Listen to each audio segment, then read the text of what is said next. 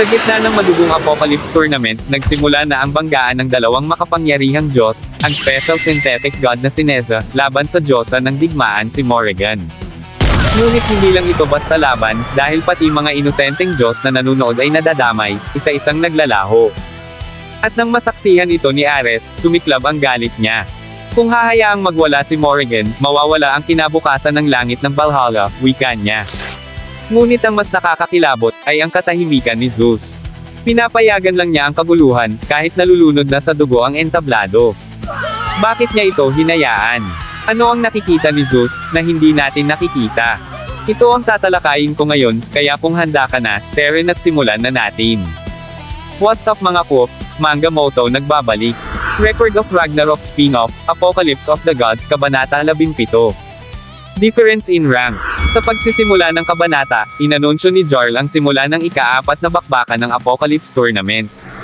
Agad na sumugod si Morrigan, pinakawalan ang kanyang pulverized punch kay Neza. Ngunit sa halip na umiwas, nanatili lamang si Neza sa kinatatayuan, tahimik, walang bakas ng takot. Itinaas niya ang kaliwang kamay, handang salubungin ang paparating na atake. Isang malakas na dagandong ang umalangaw-ngaw sa buong arena, nayanig ang sahig sa tindi ng puwersang taglay ng suntok ni Morrigan. Mula sa commentator booth, tanaw ni Jarl ang nagwawalang hangin at alikabok na dulot ng banggaan. Sa gitna ng sigawan, ipinaliwanag niyang normal punch lamang iyon mula kay Morrigan, ngunit taglay na agad ang nakapangangilabot na puwersa. Unti-unting kumalma ang paligid habang naglalaho ang alikabok. At doon, napatigil si Morrigan, nakita niyang walang bakas ng pinsala si Neza. Nadepensahan nito ang buong atake gamit ang kaliwang braso, na ngayon nagbago ng anyo bilang isang mystical shield. Basag ang sahig, ngunit ni isang gasgas ay wala kay Neza. Mula sa kanya mismo, maririnig ang isang mapanglait na tinig. Tulad ng inaasahan niya, aniya, walang diskarte sa labanan si Morrigan, simple, diretso, at madaling basahin ang galaw. Bagamat mapanghamon ang tono, ramdam ang tiwala ni Neza sa sarili. Nagulat ang mga Diyos na nakasaksi, lalo na nang masilayan nila ang pagbabagong anyo ng braso ni Neza, isang sandata na kayang salagin ang mapaminsalang atake ng isang Diyosa. Ngayon, si Neza naman ang aatake. Sa ilang segundo, nagliwanag ang kanyang kamay, isang repulsor blast ang pinakawalan niya kay Morrigan, tama sa point-blank range. Tumilapon si Morrigan sa ere sa lakas ng pagsabog. Napatulala ang lahat ng Diyos sa bilis ng pangyayari. Ilang sandali pa, bumagsak siya sa hanay ng mga manunood. Nagkagulo ang lahat, kanya-kanyang takbuhan ang mga Diyos, ayaw madamay sa banggaan ng dalawang halimaw. Maging si Jarl, na nakasaksi mula sa itaas, ay napahinto. Tumutulong pawi sa kanyang mukha habang pinagmamasdan ang eksena, hindi siya makapaniwala na kayang paliparin ni Neza ng ganon kalayo ang Diyosa ng digmaan. Ngunit sa gitna ng mga guho, tumayo si Morrigan. Ngumiti siya, malamig ngunit puno ng gigil. May nakakatuwang laruan ka pala, wika niya, tila ginaganahan na sa laban. Seryoso si Neza, at sinabing kung ganoon, subukan niyang suluhin ang susunod na atake, para malaman kung laruan lang ba talaga. Unti-unting nagbago ang anyo ng kanang braso ni Neza, nag-iipon ng enerhiya hanggang sa ito'y maging sandatang naglalagablab sa liwanag. Handa na siya sa isang mapaminsalang pag-atake. Mula sa booth, napanganga si Jarl at ang mga Diyos na nanunood, sapagkat ngayon lang nila nasaksihan ang tinatawag na internal organ divine weapon ni Neza. At sa sumunod na sandali, ipinamalas niya ito, Panghao Jiangqiang, Fire Tip Spear Omega Blast. Mabilis at diretsong damaloy ito kay Morrigan, ngunit nakangiti lamang ang Diyosa ng digmaan. Hindi man lang siya gumalaw sa kinatatayuan. Sa isang epikong tagpo, hinanda niya ang kamao upang salubungin ang Omega Blast ni Neza.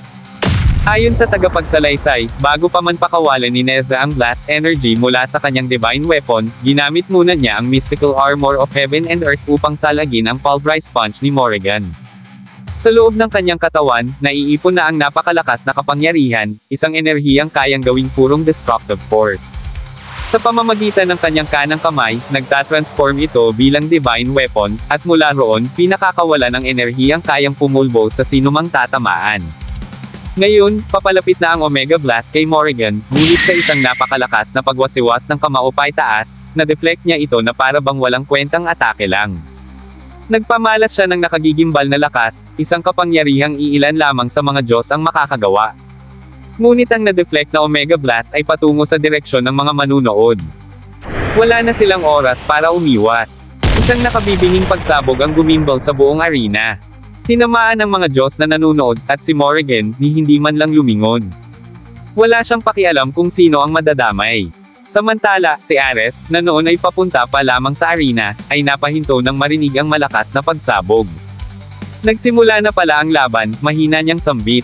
Ngunit paglapit niya, namutla siya sa nasaksihan, ang ilang Diyos ay nagtatakbuhan, ang iba na may nasusunog at sugatan. Marami ang nasawi sa isang iglap. Hindi makapaniwala si Ares sa lawak ng pagkasira. At dito, buong lakas niyang isinigaw, bilang Diyos ng digmaan ng kalangitan, kung hahayaan nila si Morrigan na mag-amok, walang kinabukasan ng Valhalla. Ngunit sa gitna ng kaguluhan, ang Diyosa ng digmaan ay walang pakialam sa mga sigaw ni Ares, nakatuon lamang ang kanyang tingin sa kalaban niyang si Neza. Mapanglait na sinabi ni Morrigan na matagal na niyang binigyang babala si Neza, para sa kanya, laruan lamang ang sandata nito. Samantala, naunawaan naman ni Neza na walang silbi ang mga long-range attacks laban kay Morrigan. Kaya't muli, nagbago ang anyo ng kanyang kanang braso. Pagkasambit niya ng organs, nag-transform ito bilang isang divine sword, habang ang kanyang mga paa ay nagkaroon ng flight wheels. Bigla siyang bumulusok patungo kay Morrigan, pareho silang gigil, determinado na tapusin ang isa't isa. Habang nagsisigawan ang napakaraming Diyos na nanunood, si Jarl ay natulala.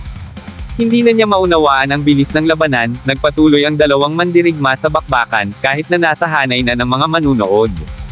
Muling umalangaw-ngaw ang malakas na pagsabog ng magsalpukan sina Neza at Morrigan, at muling nagtakbuhan ang mga Diyos sa paligid, pilit na iniiwasan ang sentro ng labanan. Sa VIP room, nag-usap sina Hermes at Zeus. Napansin ni Zeus na tila napakaliit ng arena para sa ganitong klaseng labanan at sa dami ng manunood. Sumang-ayon naman si Hermes. Para kay Hermes, hindi maiiwasan ang ganitong trahedya. Sa Apocalypse Tournament, kung saan nagtitipon ang mga mapanganib na Outer Gods, tiyak na darating ang sandaling magigiba ang buong arena. Mungkahi ni Hermes, itigil na ba nila ang laban? Ngunit agad na tumanggi si Zeus. Ipinaliwanag niya na ang kaguluhang nasasaksihan nila ngayon ay siyang tunay na diwa ng torneo. Kung nanaisin ng isang Diyos na manood ng labanan, handa rin dapat siyang mamatay, dahil ang panunood dito ay isang panganib. Ngunit sa likod ng brutal na digmaan na ito, doon mismo nakasalalay ang importansya ng torneo. Tanging ang mga may tapang lamang na manatili hanggang dulo ang karapat-dapat makasaksi ng katotohanan ito. Ganyan kabangis ang Apocalypse Tournament. Sa itaas ng arena, isang silweta ang lumitaw. Malamig nitong winika, hindi talaga nagbago, kahit gaano kadelikado, gusto pa ring magpasiklab. Siya si Cuchulainn. At sa kanyang mga mata, malinaw ang obserbasyon, sukdulan na ang karahasan ni Morrigan. Muling bumuwelo ng ubod ng lakas si Morrigan. Sa isang kisap mata, nagtalsikan ang malalaking piraso ng bato mula mismo sa upuan ng mga manunood. Ngunit nagawang iwasan lahat iyon ni Neza. Sa mga sandaling iyon, nakumpleto ng kanyang AI system ang attack pattern ni Morrigan.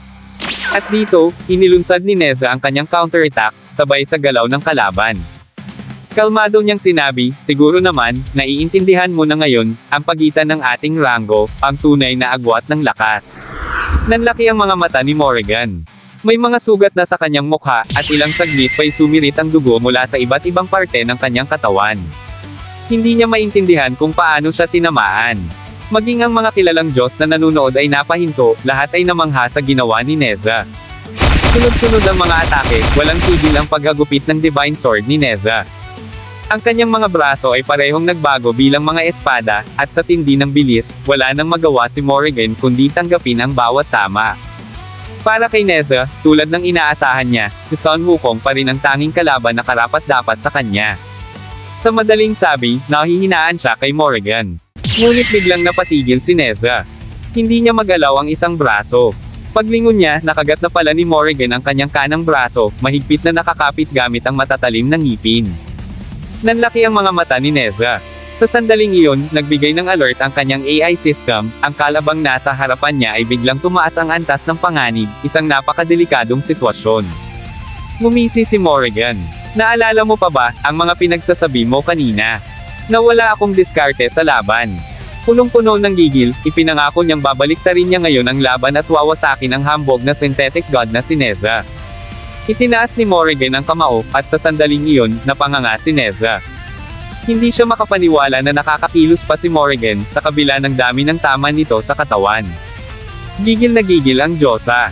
Tama ka naman, wika niya, pangkaraniwang suntok lang naman talaga yung nasalag mo kanina, at ngayon, ayon sa tagapagsalaysay, nakaramdam ng takot si Neza. Dahil oras na para maranasan niya ang tunay na suntok na hinahanap niya mula sa Diyosa ng digmaan. Habang papalapit si Sun Wukong sa arena, isang malakas na dagandong at pagyanig ang naramdaman niya. Hindi siya makapaniwala, may lindol sa mismong Valhalla Arena. Napakamot siya sa ulo. Puro kababalaghan na lang ang nangyayari nitong mga nakaraang araw, aniya habang patuloy sa paglalakad. Wala siyang kamalay-malay na ang mortal niyang kalaban na si Neza ay kasalukuyan ng binabalasa ni Morrigan sa loob ng arena. Samantala, ang mga nakasaksi sa laban ay namutla, pinagpawisan, at halos hindi na makapagsalita. Isang suntok lang ni Morrigan at halos magkadurog-durog ang buong Valhalla Arena. Sa isang epic panel, makikitang pinutulan ni Morrigan ng mga braso at binti si Neza. Bitbit niya ito, parang isang laruan, sabay sabing, ito ba ang sinasabi mong agwat ng lakas natin? At sa puntong iyon, sa gitna ng katahimikan ng mga natitirang manunood, nag-aalang ang wika ni Jarl, tapos na daw ang laban. At dito na nagtapos, alam kong bitin ka sa kwentuhan natin, kaya sorry na agad. Shoutout po muna kina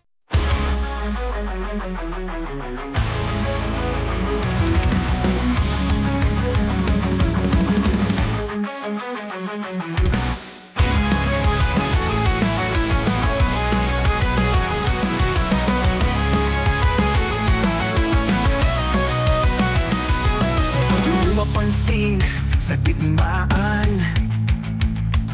mga bayani nagbigay ng hiling na walang hanggan. Sa mga util ng pawis at tugo sa lupa, labanan na nino, ang takutin ay kumikilos mula sa dilim.